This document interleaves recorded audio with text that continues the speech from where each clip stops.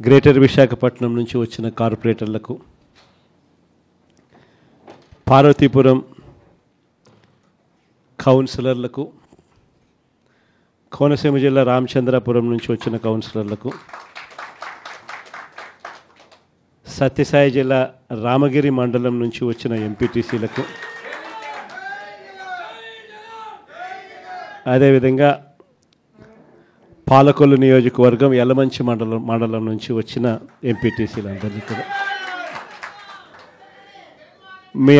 కూడా మీ అందరితో కూడా ఈరోజు సమావేశం కావడం చాలా ఆనందంగా ఉందని చెప్పడానికి సంతోషపడతా ఉన్నా. ఎటువంటి పరిస్థితుల మధ్య ఈరోజు మన రాష్ట్రంలో మనందరం ఈరోజు ప్రయాణం చేస్తూ ఉన్నాము అన్న సంగతి నాకన్నా బెటర్గా కూడా మీకే బాగా తెలుసు. ఎందుకనంటే ఈరోజు ఒక రాక్షస యుగంలో ఉన్నాం. నేను మొన్న నా దగ్గరికి వస్తూ ఉన్నప్పుడు కూడా నేను ఏదో అంటూ ఉంటే, కలియుగంలో రాజకీయాలు చేయాలి అని అంటే ఈ యుగం చంద్రబాబు యుగంలో రాజకీయాలు చేయాలి అని అంటే ఈ రాజకీయాలు చేసేటప్పుడు కేసులు వేస్తారు అన్న భయం లేనప్పుడే రాజకీయాలు చేయగలుగుతాం. జైళ్ళకు పంపినా కానీ పర్వాలేదు చంద్రబాబు నిన్ను ఎదుర్కొంటామనే ధైర్యం ఉంటేనే రాజకీయాలు చేయగలుగుతాం. అలా ఉండగలిగిన తెగువ ఎవరికైనా ఉంటేనే రాజకీయాల్లో ఉండగలగాలి, చేయగలగాలి అనేది మాత్రమే ఈ కలియుగంలో మనం నేర్చుకుంటా ఉన్న పాఠం అని చెప్పి చెప్తా ఉంటాం. ఈరోజు నిజంగానే రాజకీయాలు అలానే తయారయ్యాయి. చంద్రబాబు నాయుడు ఈరోజు చేస్తూ ఉన్న రాజకీయంలో కనీసం 1% కూడా మనం ఆ రోజుల్లో ఎప్పుడు చేయలే.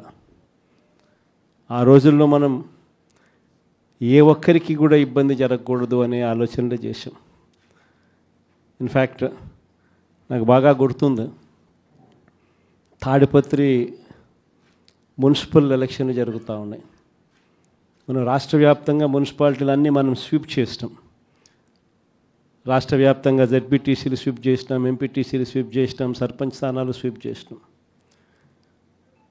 మున్సిపల్ ఎలక్షన్లలో కూడా మనం ఓడిపోయింది బహుశా రాష్ట్ర వ్యాప్తంగా ఒక 2 మున్సిపాలిటీలు మనం ఓడిపోయినాం. అందులో తాడిపత్రి ఒకటి. వాళ్ళకు 18, మనకు 16. కేవలం వాళ్ళకు తేడా 2. మన ఎమ్మెల్యే వండుకొని అన్న 2 తేడా ఎత్తేద్దామన్నాడు. ఆ రోజు నాకు బాగా గుర్తుంది, అదే నేను ఒప్పుకోలే. మన ఎమ్మెల్యే అయినని కూడా నేను హౌస్ అరెస్ట్ చేయించిన. మన ఎమ్మెల్యేని నేను హౌస్ అరెస్ట్ చేసి ఎన్నిక జరిపించి తాడిపత్రి మున్సిపాలిటీ సవ్యంగా జరిగించి చివరిగా తెలుగుదేశం 18 వాళ్ళకు, 16 మనకు న్యాయబద్ధంగా ప్రజాస్వామ్యబద్ధంగా ఎన్నిక జరిగింది ఆ రోజు.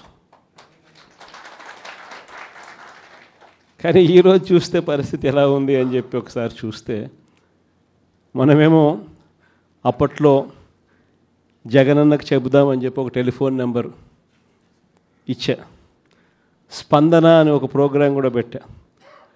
ఎవరికి ఏ ఇబ్బంది వచ్చినా కూడా కులం చూడలా, మతం చూడలా, రాజకీయాలు చూడలా, పార్టీ చూడలా, చివరికి తెలుగుదేశం వానికి కూడా ఏదైనా ఇబ్బంది వచ్చినా కూడా జగనన్నకు చెబుదామని చెప్పి ఫోన్ చేస్తే చాలు, ఎమ్మెల్యేలు అడ్డుకున్నా, ఇంకొకరు అడ్డుకున్నా కూడా జగనన్నకు చెబుదామనే నెంబర్కు ఫోన్ చేస్తే చాలు, వెంటనే స్పందన ఉండేది, వెంటనే పరిష్కరించే పరిస్థితి మన హయాంలో మనం చేసాం. స్పందన అని ఒక ప్రోగ్రాం పెట్టాం.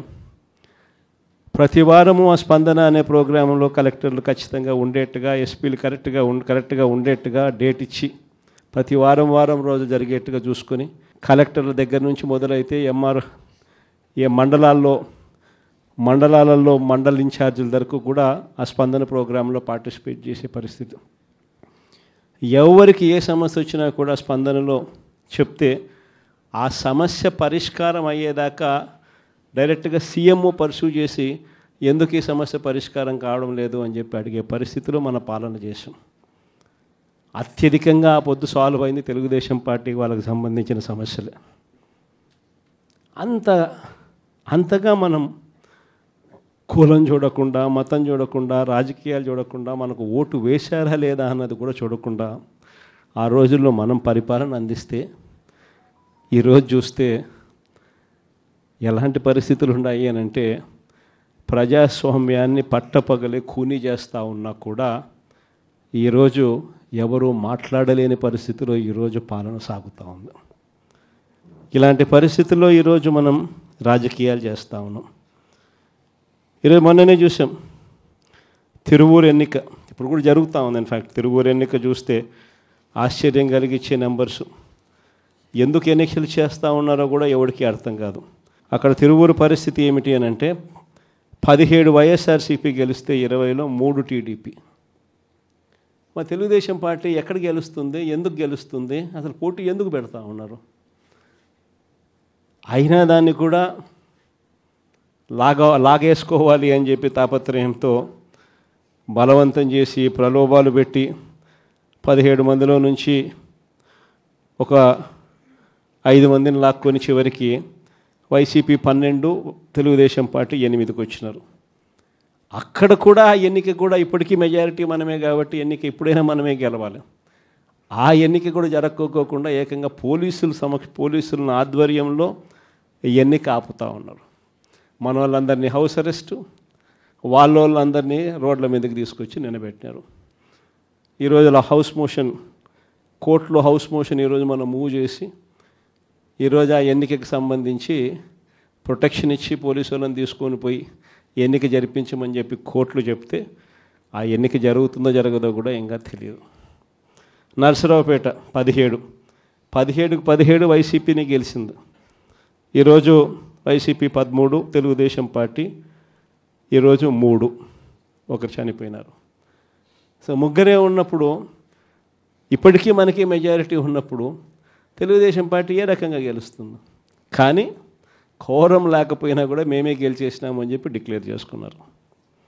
కారంపూడి 14 వైసీపీ, 14 వైసీపీనే గెలిచింది. ఈరోజు ప్రలోభాలు పెట్టి ఇంకొకటి చేసి వైసీపీ 8, తెలుగుదేశం పార్టీ 6. అయినా కూడా మనకే మెజారిటీ ఉంది. అయినా కూడా అక్కడ కూడా కోరం లేకపోయినా కూడా మేమే గెలిచాము అని చెప్పి డిక్లేర్ చేసుకున్న పరిస్థితి. అంతెందుకు కుప్పం మున్సిపాలిటీ దగ్గర నుంచి మొన్న జరిగిన రామకుప్పం ఉప ఎన్నిక దాకా కూడా ఎక్కడ చూసుకున్నా కూడా ఇదే పరిస్థితి. ఈరోజు ఇక్కడే ఉన్నారు. ఎందుకు ఇదే రామగిరి నియోజకవర్గంలో, ఇదే రామగిరి మండలం చూస్తే ప్రకాష్ కాన్స్టిట్యున్సీ, ఇక్కడ వైసీపీకి సంబంధించి 10 మందిలో వైసీపీ 9 గెలిచింది. తెలుగుదేశం పార్టీ గెలిచింది కేవలం 1. మరి అలాంటప్పుడు ఎన్నికెందుకు జరపాలా? ప్రజాస్వామ్యంలో ఒక పార్టీ టికెట్ మీద, ఒక పార్టీ బీఫామ్ మీద, ఒక పార్టీ గుర్తు మీద గెలిచినప్పుడు ముఖ్యమంత్రిగా ఉన్న మనమే దాన్ని కాపాడలేని పరిస్థితిలో మనమే పరిపాలన చేస్తూ ఉన్నప్పుడు, మనమే ప్రజాస్వామ్యాన్ని దగ్గరుండి పోలీసులను పెట్టి మరీ కూనీ చేయించమని చెప్పి మనమే ప్రోద్బలం చేస్తూ మళ్ళీ రాజకీయాలు చేస్తూ ఉన్నప్పుడు ఎందుకు ఈ రాజకీయాలు చేస్తూ ఉన్నాం? ఈరోజు ఇదే రామగిరిలో ఇప్పటికీ కూడా 6 మంది మనము, 9 మందిలో 3 వాళ్ళు లాక్కున్నారు. అయినా ఇంకా 6 మంది మనమే మెజారిటీ. ఎన్నిక పెడితే మనమే గెలుస్తాం. కానీ ఎన్నిక పోస్ట్పోన్ చేస్తూ ఉన్నారు. చివరికి కోరం లేదని చెప్పి అది కూడా వాళ్ళ ఖాతాలో వేసుకుంటారు. ఇది జరుగుతూ ఉంది. పాలకొల్లు కూడా ఇక్కడికి వచ్చినారు కూడా బలవంతం చేస్తే 18 మందిలో వైసీపీ 14, టీడీపీ 4 గెలిచింది. ఒకరిని లాక్కున్నారు ఎంతో కష్టపడితే. మిగతా వాళ్ళందరూ గట్టిగానే ఉన్నారు. అక్కడ కూడా ఇంకా చేయగలిగింది ఏమీ లేక వదిలేసినట్టున్నారు. ప్రజాస్వామ్యం కూనీ అయిపోయిన పరిస్థితుల మధ్య ఈరోజు మనం అంతా కూడా ఈరోజు ఏకమవుతా ఉన్నాం. మామూలుగా ప్రతి ప్రభుత్వానికి కూడా ఒక సంవత్సరం పరిపాలన చేస్తే ప్రభుత్వ వ్యతిరేక ఓటు అనేది అంతో ఇంతో ఉంటుంది. అది మామూలుగా సంవత్సరం పరిపాలన చేసిన పార్టీకి ఈ లెవెల్లో మామూలుగా ఎక్కడైనా ఉంటే, చంద్రబాబు నాయుడు గారి పరిపాలన చేస్తామని తెలుగుదేశం పార్టీకి మాత్రం ఈ సంవత్సర కాలంలోనే ఇక్కడ ఉంది. ప్రభుత్వ వ్యతిరేక ఓటు అనేది ప్రజలు కూడా ఏ స్థాయిలో చంద్రబాబు నాయుడిని ద్వేషించుకుంటా ఉన్న పరిస్థితి ఉంది అని అంటే, ఆ ద్వేషం ఈ స్థాయిలోకి ఇప్పటికే సంవత్సరం కాలంలోనే వచ్చింది. గ్రామాలలో మొట్టమొదట కనపడేది ఏమిటి? ఈ స్థాయి నుంచి పిల్లలు మొదలు పెడతారు. ఈ స్థాయి నుంచి పిల్లలు మొదలు పెడతారు. చంద్రబాబు నాయుడుని ప్రశ్నించడం, చంద్రబాబు నాయుడు గారి కార్యకర్తలను ప్రశ్నించడం, చంద్రబాబు గారి నాయకులను ప్రశ్నించడం, ఈ స్థాయి నుంచి చిన్నపిల్లలు సైతం మొదలు పెడతారు. నా 15,000 సంగతి ఏమిటి అని ఈ స్థాయి నుంచి పిల్లలు మొదలు పెడతారు. ఎన్నికలప్పుడు ఏమని చెప్పాడు? ఇంటింటికి పోయాడు, ఇంటింటికి కరపత్రాలు పంచినారు, ఇంటింటికి బాండ్లు అన్నాడు, ఇంటింటికి పోయి ఏం చెప్పినాడు? ఇంట్లో చిన్నపిల్లలు, మీ ఇదే పాలకొల్లు నుంచి వచ్చిన కార్పొరేటర్లకు అయితే ఇంకా బాగా చక్కగా తెలుసు.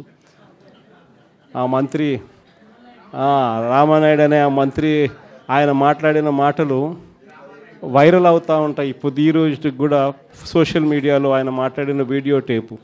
ఆయన ఏమన్నాడు? ఇంటింటికి ఆయన పోతాడు, ఆయనతో పాటు కార్యకర్తలు అందరినీ పంపించాడు. అక్కడ పోయినేమంటాడు? చిన్నపిల్లలు కనపడితే నీకు 15,000, నీకు 15,000, నీకు 15,000. అదే ఇంట్లో నుంచి వాళ్ళ అమ్మ బయటకు వచ్చింది, పిల్లల అమ్మ, వాళ్ళ చిన్నమ్మ. వీళ్ళు బయటకు వస్తే వాళ్ళని చూడగానే, వాళ్ళని చూసిన వెంటనే నీకు 18,000, నీకు 18,000, నీకు 18,000 అంటాడు. సంతోషమా అని అంటాడు. మళ్ళా అంతలో ఇంట్లో నుంచి ఈ చిన్నమ్మలు, ఈ అమ్మలు, వాళ్ళ అమ్మలు బయటకు వచ్చినారు. వాళ్ళని చూడగానే నీకు 50 ఏళ్ళ వయసు కదా, మీకు 48,000, నీకు 48,000, నీకు 48,000 అన్న మొదలుపెట్టినాడు. అంతటితో ఆగల. ఇంట్లో నుంచి 20 ఏళ్ళ పిల్లోడు వస్తే ఇట్లా చూసి నీకు 36,000, నీకు 36,000, నీకు 36,000 సంతోషమా అన్నాడు. అంతటితో ఆగల. ఆ ఇంట్లో నుంచి ఒక రైతు బయటకు వచ్చినట్టు కండువా కప్పుకొని, రైతు అని చెప్పి ఎప్పుడైతే చూశాడో నీకు 26,000, నీకు 26,000, నీకు 26,000 అన్న మొదలుపెట్టాడు. ఇలా మనం చెప్పిన దానికన్నా కూడా 3 4 ఎక్కువగా ఇస్తాము అని చెప్పి ప్రతి ఇంటికి కూడా వీళ్ళు చెప్పిన మాటలు వీళ్ళను వెంటాడుతూనే ఉంటాయి. ఏ ఒక్కరింటికి వీళ్ళు వెళ్ళలేని పరిస్థితి రాష్ట్రంలో ఈరోజు నెలకొని ఉంది. ఒకవైపున ఇలాంటి రాజకీయ పరిస్థితులు ఒకవైపున ఉన్నాయి. మాట మీద నిలబడని రాజకీయ నాయకుడు ఈరోజు రాష్ట్రంలో ముఖ్యమంత్రి హోదాలో ఉన్నాడు. మాట ఇస్తే ఆ మాట తప్పడం కోసమే, ఆ మాట అంటే వెన్నుపోటు పొడవడమే అని చెప్పి డెఫినేషన్ ఇస్తూ రాజకీయాలు చేస్తూ ఉన్న వ్యక్తి ఈరోజు ముఖ్యమంత్రి స్థానంలో కూర్చొని ఉన్నాడు. మరోవైపు రాష్ట్రంలో ఏది కూడా పట్టించుకునే పరిస్థితి లేదు. ఈరోజు స్కూళ్ళన్నీ కూడా నిర్వీర్యమైపోయిన పరిస్థితి కనిపిస్తుంది. ఇంగ్లీష్ మీడియం బడులు గాలికి ఎగిరిపోయిన పరిస్థితులు. గోరుముద్ద అన్న పథకం ఈరోజు కనీసం తినడానికి ఇబ్బందికర పరిస్థితులు పిల్లలు ఉన్న పరిస్థితులు. ఈరోజు ఆ పథకం వెళ్ళిపోయిన పరిస్థితి. నాడు నేడు పనులు ఆగిపోయిన పరిస్థితులు. పిల్లల చేతుల్లో ట్యాబులు పెట్టి 8వ తరగతికి వచ్చేసరికి చిక్కటి చిరునవ్వుతో పిల్లలు కనిపించే పరిస్థితి ఈరోజు తెరమరుగైపోయింది. అమ్మఒడి అనే పథకంతో పిల్లలను ప్రోత్సహిస్తూ బడులకు పంపించే తల్లులకి ఈరోజు కనీసం పలకరించే పరిస్థితి కూడా లేని పరిస్థితిలో బడులు తయారయ్యాయి. మరోవైపున పేదవాడి వైద్యం గురించి కనీసం ఆలోచన చేసే పరిస్థితిలో కూడా ఈ ప్రభుత్వం లేదు. ఏ పేదవాడికైనా కూడా వైద్యం అవసరమైనప్పుడు ఆ పేదవాడికి ప్రభుత్వం తోడుగా ఉంది అన్న భరోసా ఇవ్వగలగడం ప్రభుత్వ కనీస బాధ్యత. అలాంటిది ఆరోగ్యశ్రీకి ప్రతి నెల కనీసం నెలకు 300 కోట్ల రూపాయలు ఖర్చు అవుతుంది. ఈ ప్రభుత్వం వచ్చి 12 నెలలు. ఆరోగ్యశ్రీ బిల్లులు ఇప్పటికే 3,600 కోట్లు దాటాయి. ఆరోగ్యశ్రీ బిల్లులు ఇవ్వడంలో ఆరోగ్య ఆసరా గురించి పట్టించుకునే పరిస్థితి లేదు. ఆరోగ్యశ్రీ బిల్లులు ఇవ్వక, ఆరోగ్య ఆసరా గురించి పట్టించుకోక ఈరోజు ఏ పేదవాడైనా కూడా వైద్యం కోసం ఏదైనా హాస్పిటల్కి పోతే ఆ హాస్పిటల్లో ఈరోజు డాక్టర్లు పేదవాడికి వైద్యం అందించే పరిస్థితిలో లేరు. డబ్బులు కడితేనే వైద్యం అందిస్తాము అని చెప్పి ఈరోజు పేదవాడిని డబ్బులు కడితే తప్ప వైద్యం అందని పరిస్థితిలోకి అప్పుల పాలు చేస్తూ ఉన్న పరిస్థితి ఈరోజు రాష్ట్రంలో. ఏ రైతుకు కూడా ఈరోజు గిట్టుబాటు ధర రావడంలా, ఏ పంటకు ఈరోజు గిట్టుబాటు ధర రావడంలా. మళ్ళీ దళారీల వ్యవస్థ వచ్చేసింది.